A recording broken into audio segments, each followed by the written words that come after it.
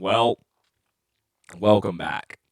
I just recorded 20 minutes of podcast footage and I realized that my mic wasn't even freaking on. Okay, so part two. Yeah? Okay, so welcome back, guys. Welcome to another episode of the podcast. Today is Thursday, February 8th, 2024. Local time in College Station is 10:51 a.m.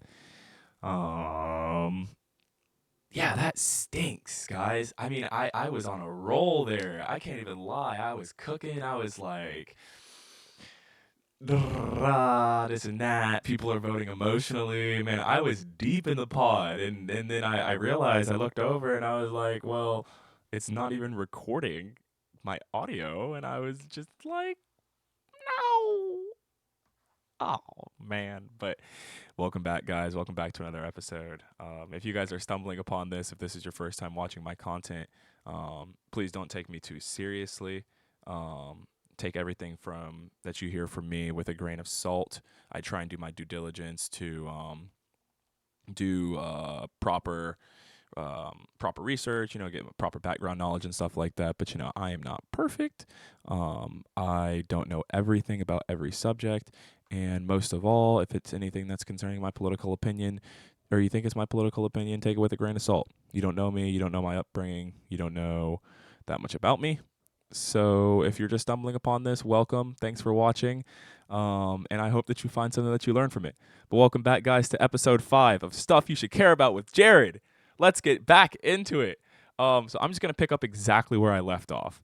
I don't think that this election cycle is like everyone thinks it is, okay? Everyone's like, oh my God, I can't believe people are actually voting for Trump. Everybody hates Biden so much. Why is his approval rating still so bad when the economy is doing well? But, okay. I don't think that people are voting how they think that people are going to vote this year, okay? The economy is always the number one issue, but I don't think that's what people aren't seeing it in like a realistic way. They're not being realistic about it, right? They don't care about the policies that people say they're going to make and stuff like that. They care about this, like, how do you feel, right? It's not actually about how much money you have in your account. It's about how do you feel about that money that you have in your account, right? And so I think it's the same thing when it comes to the wars that are going on around the world, the economy, the southern border. Okay, I think that people don't feel good about these things.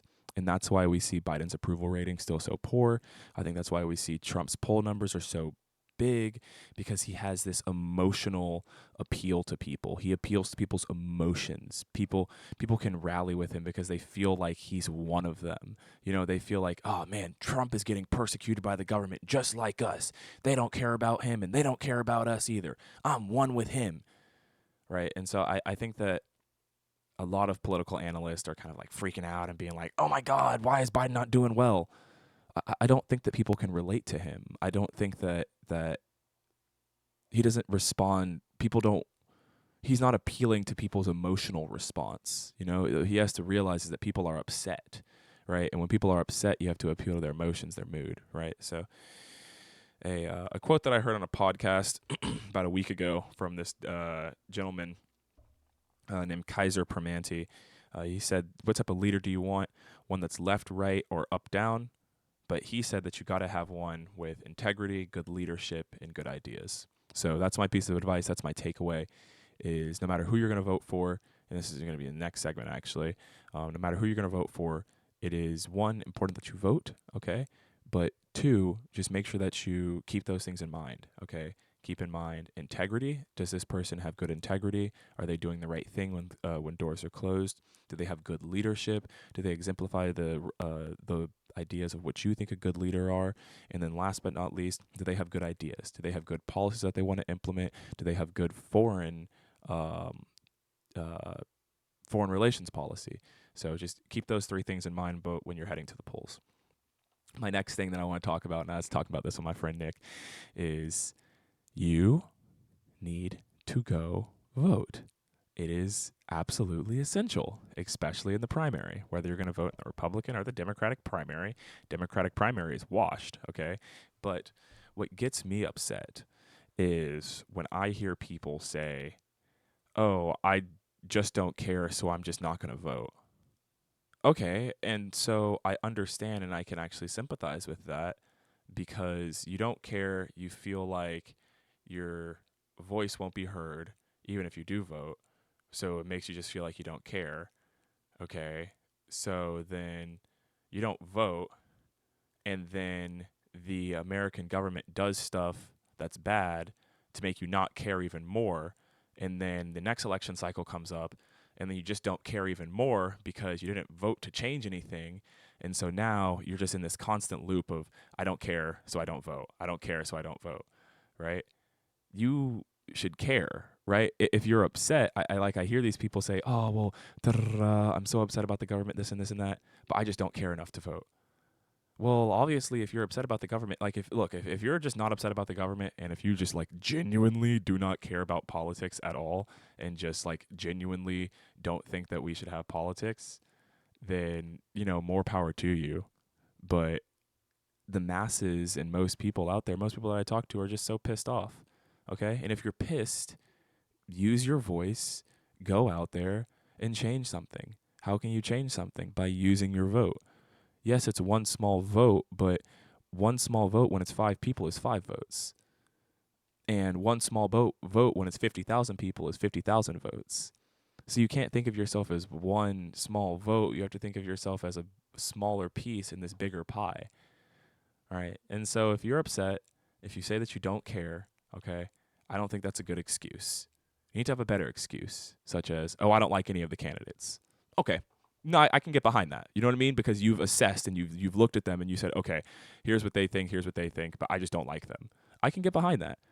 But if you just say that you don't care, so you're just not going to go out and vote, that's kind of like disrespectful to like all the people who do care. So that's just my point of view. Okay. Moving on from that, let's find something else to talk about. I kind of want to just bounce around today. In the other one that I recorded, I was just kind of hitting boom, boom, boom, a bunch of topics. So I guess while we're still talking about the American government, let us go into Alejandro Mayorkas, and then let's talk about a little bit about the hold-off that's going on, or the Texas hold-off that's going on between Hot Wheels, Greg Abbott, and Joe Biden, Darth Brandon. So, first off, the House failed to impeach Alejandro Mayorkas. I think that's embarrassing. Okay, and I absolutely understand why. Well, first off, the vote was close. It might have been like 10 votes, 7 votes deficit. Okay, so you had some House Republicans vote with the Democrats against it. And when asked, what they said was they felt like it was a waste of time. Same thing the Democrats said. It's a waste of time. Okay, and I don't think anyone in Congress is disagreeing that the border needs help. Nah, there are probably some people who really disagree and just are, hyper radical leftist, you know what I mean? Who just think that the border doesn't need help at all. But I don't think that there's anyone in Congress, in both the Senate and in the House of Representatives, that would not say the border needs help. Okay? But it's the same thing that the Senate Democrats said. The Senate Democrats said, hey, this is a waste of time. If y'all send this to us, we're just going to just have a quick hearing and then just vote now. Right? Because the thing is, if it would have passed in the House, okay, then you have to do a whole trial to get a guilty verdict, right? And so all that stuff just takes so much time. Okay, we need to be implementing policies. Okay, we need to be striking deals. Okay, what they need to be doing in the House is walking their butts over to the White House, sitting down with my boy Darth Brandon. He's not my boy, but sitting down with that boy Darth Brandon and striking a deal with him in the White House. What they don't need to be doing is wasting time on a impeachment trial. And I understand, okay, but impeaching Mayorkas doesn't do anything, because there's just going to be another Mayorkas. they're just going to appoint a new one, right? And so it's like, if you actually want change to happen, you need to go to the top. Who's the top? That boy, Darth Brandon. Sit there and negotiate with him and maybe come up with something with him rather than trying to take your anger out on Mayorkas. Okay? If you strike a deal with Biden, maybe he will get rid of Mayorkas himself. So that's where I'm just kind of disappointed in House Republicans right now, because it's just silly. It's like, I understand why, and I want him gone too. Don't get me wrong. I think that stuff is a shit show down there, okay? But you're wasting your time when you need to be trying to strike a deal with Biden, because he's the one who can do executive action right now and get rid of Mayorkas and get stuff started down there at the border. And you're just pissing off the left, okay? You're just pissing off Democrats by trying to impeach one of their own. So then when you do go and you do want to actually approach them, they're going to be so much less likely to listen to you, to want to strike a deal. They're going to say, oh, well, what about when you tried to impeach Mayorkas? So it was just a waste of time, if you ask me. It was a bad political stunt. But yeah, that's my opinion on that. Jeez. But next topic that's going on, we have a Texas holdoff between my boy Greg Abbot and my boy Darth Brandon. Neither of them are my boys, actually, because if you ask me, I'm like this. This one right here is for Darth Brandon, and this one right here is for Darth Brandon, and this one right here is for Greg Abbott. Because if they're holding off guns at each other, I'm holding off guns at both of them. Okay, because it is absolutely ridiculous what we have going down here at the southern border. And recently this week, Greg Abbott put in he signed a new bill that allows increases the amount of incarceration time for those who are doing who get caught human trafficking and smuggling and stuff like that. But also it allowed any Texas law enforcement to arrest somebody if they think that to arrest somebody and bring them back down there to the border. So it's just like look, I understand, because the Supreme Court is right in their decision. Okay, so the Supreme Court earlier this week ruled that Texas is, or not earlier this week, last week or the week before, that Texas is in breach of the Constitution by mobilizing all their police force, because according to the Constitution, the people who are supposed to secure our borders and who deal with immigration and asylum seekers is the federal government. Okay, but Texas and 25 other states have all agreed and said, nope, they're not doing that. They're not taking care of these people, which they're not. Go on TikTok and look up California fence hole Chinese immigrants. Look that up. I bet that will come up, because there is it's terrible. There's a hole in the fence in California. No one has fixed it, okay? And you just have people just pouring into the state, okay? And it's literally on TikTok. The directions to do it are literally on TikTok. So my opinion on this is that's why I've got my two guns held up, because the writing is on the motherfucking walls. Okay? And the states governors who are taking action in their own hands, they are in breach of the Constitution. I cannot deny that. It is illegal what Greg Abbott is doing, according to the Constitution, according to the law of the land. But, according to the Supremacy Clause, we also have a right to protect ourselves. When that law that is trumping the state law is no longer being is no longer being acted upon. It's no longer, people are no longer, the federal border patrol are no longer arresting people at the border and sending them back. When that law isn't being acted upon and put into action, then abso-damn-lutely we have the right to protect ourselves down here. So, am I trying to justify what Abbott's doing with all that razor wire and scaring children and crap like that? Hell no, I'm not. But also at the same time, Biden needs to get his freaking shit together. Because like I just said a second ago with Alejandro Mayorkas, Biden has the power. He has the power to get rid of Mayorkas. He has the power to strike a deal with Abbott. He has the power to strike the deals and get some executive action going on. But nah, because it's a political stunt. Because you make the right look bad. Because you say that, oh, they're killing children. They're tearing families apart. Drowning people in the Rio Grande. Makes Texas look real bad, huh? But no one is saying that all of that is because the federal government isn't enforcing the law. So that's why, explaining how I started, boom, one for Greg Abbott, one for Biden. Because I want to sit in the room with both of those frickers and say, why aren't y'all just being adults? Like, just be a grown adult. Like, talk, disagree, and come up with a solution, because that's what we need right now.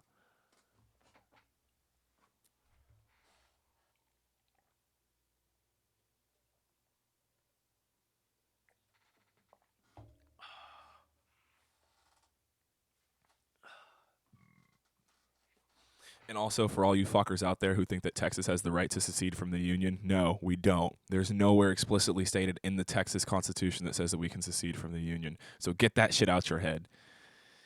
We're stuck, okay? We're stuck. I wish we could, but think about it. If we did, we have enemies to our southern border in the form of Mexico, enemies all surrounding us in the form of Louisiana, Oklahoma. So it's just like, if we seceded from the Union, we need to bring the whole South with us. So I'm not trying to start a civil war here, okay? But it kind of looks like that could be happening soon. South versus the North rematch. But this time the blacks are in the South. Yee.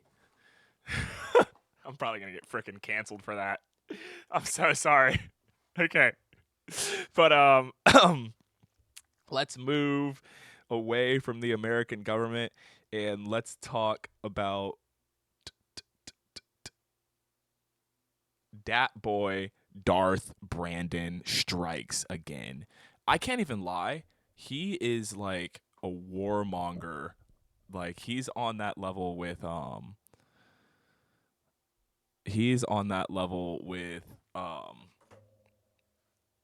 dare I say Obama?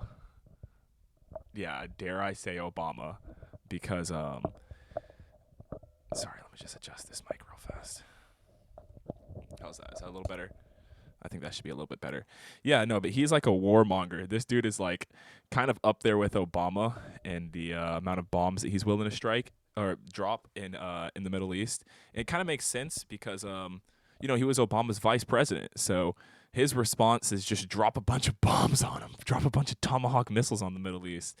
So last week, the UK and the US targeted 85 targets in Iran and Syria. And on Friday, so that would have been a week ago from tomorrow, because this is Thursday. That's a week from a week ago from tomorrow. He said that there's more to come. Okay. So 85 targets in Iran and Syria. I mean, it's a response to excuse me. It's a response to the killing of 3 U.S. servicemen and women, God rest their souls, that in northern Jordan about 2 weeks ago, or 3 weeks ago, and that was the first deadly attack on U.S. troops since October 7th in the region. So all the other attacks were non-deadly. No one lost their lives from them, fortunately. And this is the response of Darth Brandon. I don't know if he was waiting and he needed a little bit of justification to start dropping some Tomahawk missiles on them over there, but he damn sure used this because 85 targets, 85 targets. Boy probably blew $1 billion in fuel alone that night. Okay? Not even saying the amount of missiles that got launched. You know how expensive? Let's just look that up. Let's humor me. Humor me.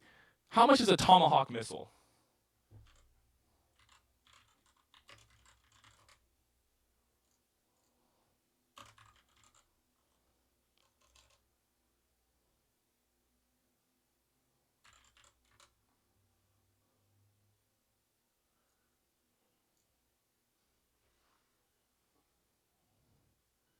Oh shoot, y'all can't see that. $1.87 million per missile. 85. 85 targets. Okay? Okay. So, here is my opinion on the matter. There's widespread conflict going on in the Middle East right now. If anybody in your life tells you that there's a possibility of a ceasefire there, there's not, okay? Only possibility of a ceasefire is if the UN finds Israel in, if they find Israel guilty of, ooh man, I'm so sorry, I'm blanking right now. If they find Israel guilty of genocide, but that hearing can take years, okay? So it's just there's just going to be so much collusion and so much filibustering there that it's just like we're not going to get the what's the face of that anytime soon. We're not going to get the backlash. So I mean, if they found them guilty, then Israel has to immediately stop all military action in Gaza, according to the UN.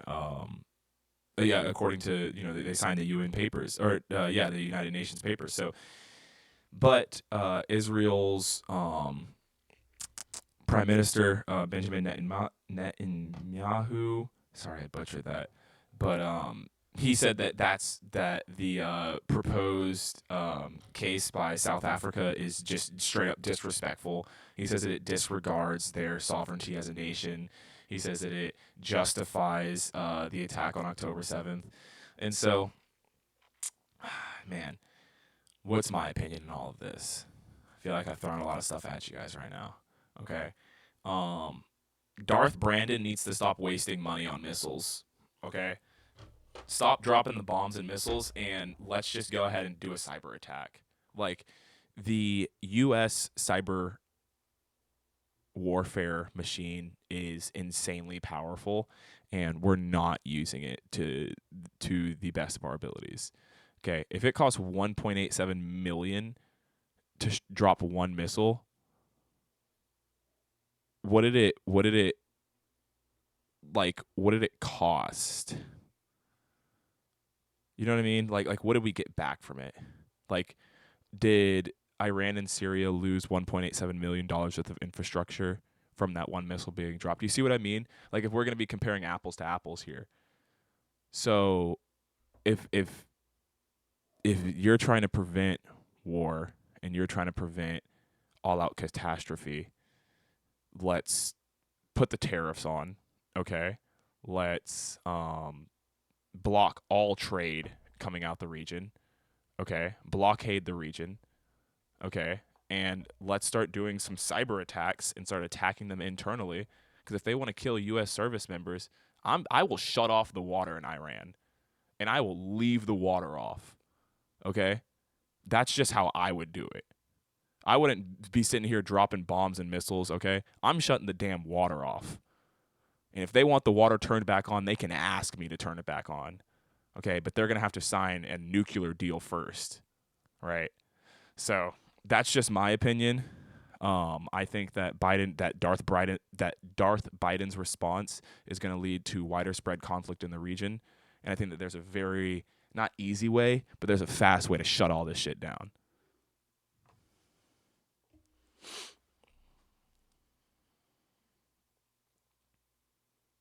Ooh, also, UN's under internal investigation right now because they found that one of the UN Security Councils was actually directly funding Hamas. And so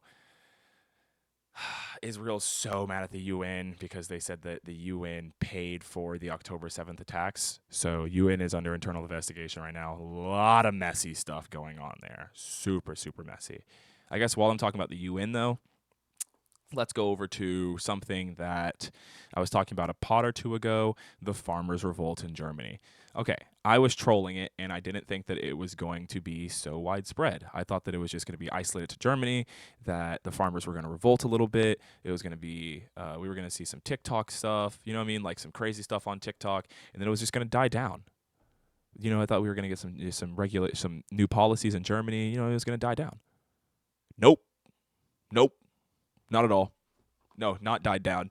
So last week in Brussels, Belgium, farmers took to the roads.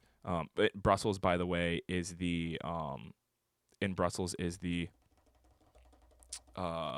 EU Parliament building. So they blockaded roads leading to the EU Parliament building. They blockaded supermarkets and warehouses. They burned statues. Okay. Burned a statue in front of the EU Parliament building and blockaded it. Okay, and it's what they're asking is like it's insane. Okay, I'm not even gonna touch on what they're asking for real fast. That's just insane. Okay, I was trolling it and I really wasn't taking it too seriously, like I said. But these farmers are super pissed. They blockaded the EU Parliament building. That's like if the farmers in the U.S., like, let me put it into context, that the farmers in the U.S. all rallied and blockaded the frickin' Capitol Hill, and the president couldn't leave, and Congress members couldn't get to work. Dude, that'd be nuts. Hold up, I don't think this is working properly. I think it's on Wi-Fi. Do that. Okay, it should be clear now. Oh, why am I so dark?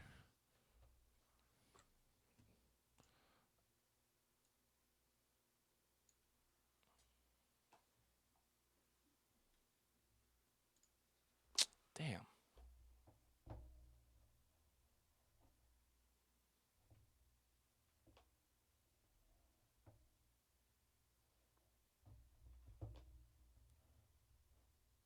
Damn, my bad, guys. I feel like I was on a roll there, and I just had to stop and readjust everything. Now my stuff is all off. I feel like I'm dark as hell now. Now I got this bright. Dang, I don't know what happened. Shoot, I'm sorry, guys. That was Well, there I am, but no, I'm not. Oh, it's because it's trying to.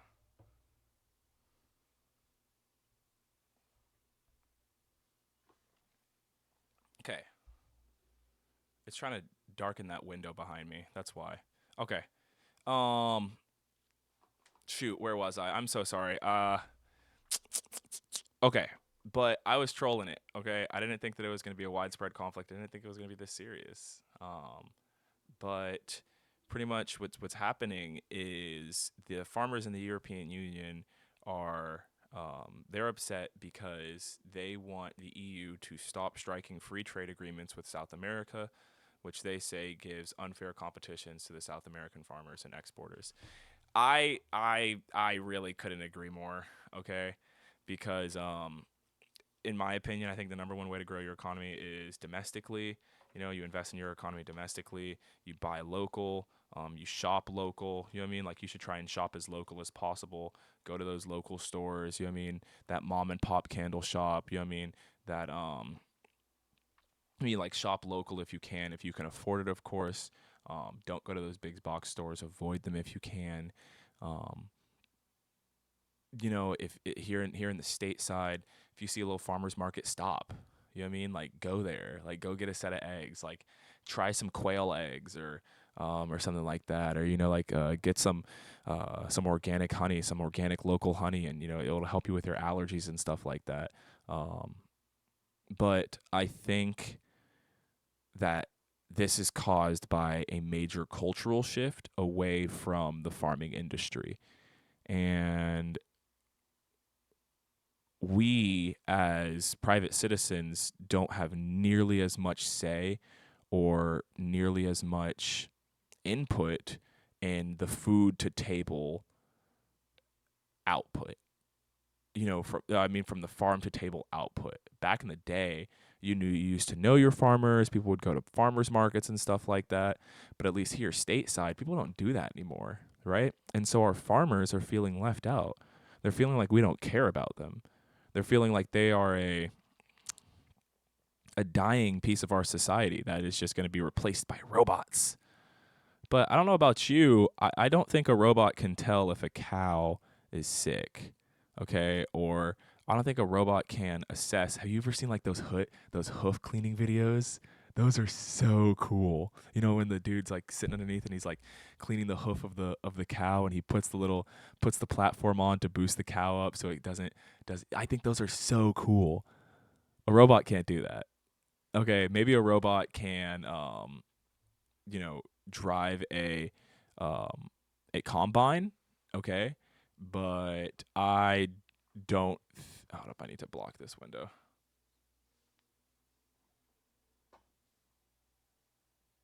There we go. I was trying to make it brighter, it didn't work. I don't think a robot can do that really cool cow cow cow video. I'm sure as hell not gonna get TikTok content from it anymore. But nah, I just think that you just gotta invest domestically, and even if that means that products are more expensive, people are going to buy a made in America product. People are going to buy a made in Germany product. There is a moral response, not a moral, an emotional response. Remember, I was telling you guys at the beginning, I think that there's an emotional response to Trump. When you see that American flag on that bag of flour, people get a little emotional response. They don't even know it; it's subconscious, but they go, "Oh man, yeah, if I can afford that one, I want that one." Same thing needs to be happening in the EU. They need to be putting that little EU stamp on it and say, "Oh yeah, made here in the EU." You know what I mean? Give those farmers a little bit of extra money for producing internally and not selling their stuff, and not exporting. And I know that exporting is huge. It's huge for an economy. But if your farmers are blocking the Parliament building, burning down statues, blocking warehouses and supermarkets, these dudes are mad. You need to listen to them, because if all the farmers in the whole world just decide to stop making food,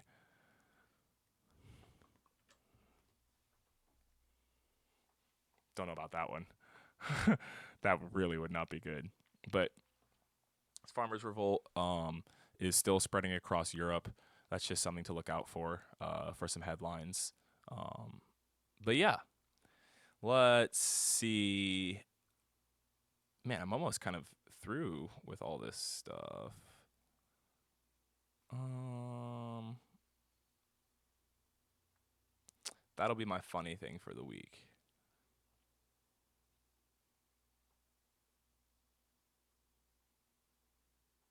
Okay, I have four more things for you guys. Stick with me. I'm gonna try and hit them fast. First, the National Highway Traffic and Safety Association sets out to make passive drunk driving systems standard in new cars. Uh, they are called Driving Alcohol Detection Center for Safety. Okay, and so what these would be are, say, a like an air sensor, and it will sit right above your head. Okay, and it will pick up your breath as you breathe, and if you are breathing out a certain number of alcohol, if your blood alcohol content is very high, the car won't stop. It won't start. I think that something like this would be very positive. It would really impact young people. I think it would almost eliminate drunk driving deaths. Not eliminate, because people are still going to be driving in older cars, and it's going to take a long time for all that technology to get rolled out. But I think that it would be absolutely instrumental in preventing drunk driving deaths. I think that the technology is still very far out there because the possibility for a false positive with some of these technologies is very high. If you, take cough medicine and go get right in your car right after, then you might set off a false positive. So I think it just needs to be refined, but I think that something like this would be awesome. Okay. Talked about that. Neurolink by Tesla starts human trial. Elon Musk wants to turn us and himself into human cyborgs who can compete with AI. He thinks and theorizes if you can interact with phones and computers faster, then it makes us more efficient than machines doing work. So, what Musk means is that the Neurolink will connect you to your phone or connect you to a computer. And in theory, by doing that, there will be no input into a computer, okay? And so that's the slowest part of humans using computers. And what slows us down compared to AI is that we are slowed down by our input speed. But if you have this device in your head that's instantly inputting the information into the computer, man, we would just be, I think it's super cool. I think that, just like the driving safety features that the National Highway Traffic and Safety Association is trying to put in, I think that this has a long way to go, but I think it's just so cool that Neuralink has actually started its first human trial. That means that there's somebody out there with a Neuralink, and they're not the first ones, but I think that this is a huge step and something that we've talked about and kind of create. At least me and my friends have kind of like joked about like, oh, what if you had a chip in your head? Elon Musk chip in your head, but it's here. And if anybody stumbles upon this video and they are thinking about getting a Neuralink, or if you have a Neuralink, I would love to interview you. That would just be so cool. Let me know. No labels party. If you guys aren't happy if you are that person who I was talking about earlier in this pod, and I said that you just don't care about politics and you're so pissed off, so you don't vote because you don't care, then I suggest you go check out the No Labels Party. It's pretty cool. I'm not going to rave about it. I'm not going to go too far into it. But if you're someone who doesn't care and you don't like the Democrat and Republican way of doing things, look into the No Labels Party. This might be a way that you can feel like your voice is being heard and like your vote is actually going towards some change. So okay,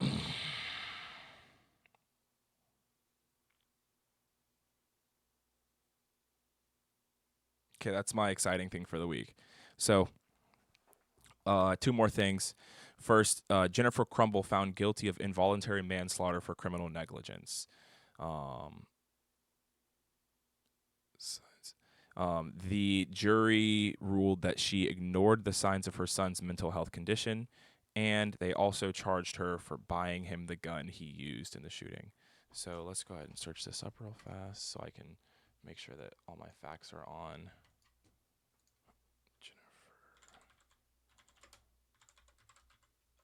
I don't want to.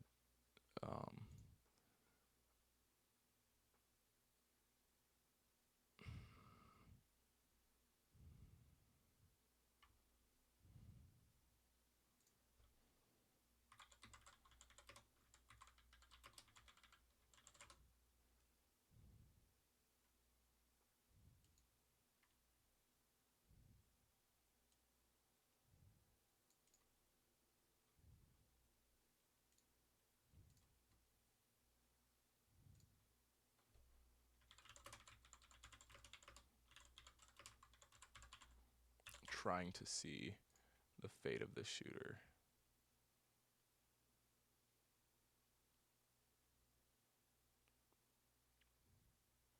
Okay.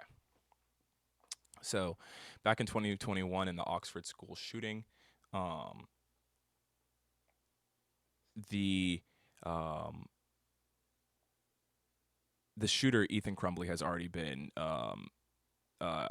convicted and sentenced. Okay, but they then turned on his mother. Okay, and that was the headline that I had read for you guys that I'd come up with. Um, but pretty much, what does this mean? Okay, this means that parents need to take care of their damn kids. Okay, and I think that this is an overall good thing because it makes parents take accountability for ignoring their kids, and it shows that the court system cares about youth mental health. Okay. What happened there was a tragedy. Nobody can deny that. But every single person needs to be held accountable. And if this person's mother ignored signs of his mental health issues and bought him a gun, regardless of the fact that he had these mental health issues, and was telling her that he didn't want to go to school, it's criminal negligence right there. Okay? Take care of your damn kids. Send them to a therapist if they need it. Ask them if they're okay. Don't be afraid to move schools. That's all I have to say about that. Last thing of the week. Last thing for this podcast. Thanks, guys, for sticking around. I know I covered a lot of topics, some heavy ones, some not so heavy ones. But this is Jared's fun thing of the week, I guess you could say it. I didn't know that this was a real thing, okay? But let me go ahead and switch my cam, or switch this. Okay. And Republic of Molossia. This is the Republic of Molossia. It is a sovereign nation, not recognized by any other nation in the entire world, by the way. Okay, there are more nations that recognize Israel in this place. Okay, but it is a sovereign nation in Nevada, and that's it. It's a country. USA, Molossia. This is their president. I just think it's so cool that they feel like they have the right to break away and have their own country. They don't align with libertarian views and liberal views, so it's a pretty conservative place. I'll say that, but I just think it's just so cool. But it kind of goes back to, like I was saying, I stumbled upon this because I was trying to see if Texas actually had the right to secede from the Union, and I found out, unfortunately, we don't. Okay, but this guy did, and he has laid claim to this land and says it's a sovereign nation apart from the United States of America.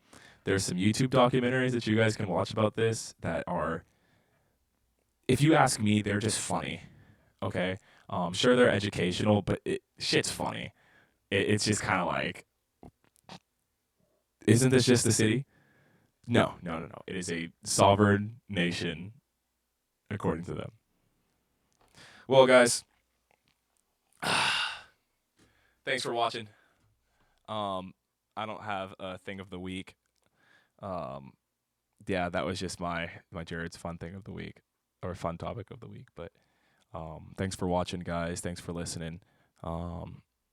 I love you guys. Once again, I'll end it with this video is made for my friends, my family, my brothers, my uncle. If you randomly stumbled upon this, thanks for watching. Drop a like down below. Make sure to subscribe and turn that noti bell on so you can get notified whenever I'd make more content. And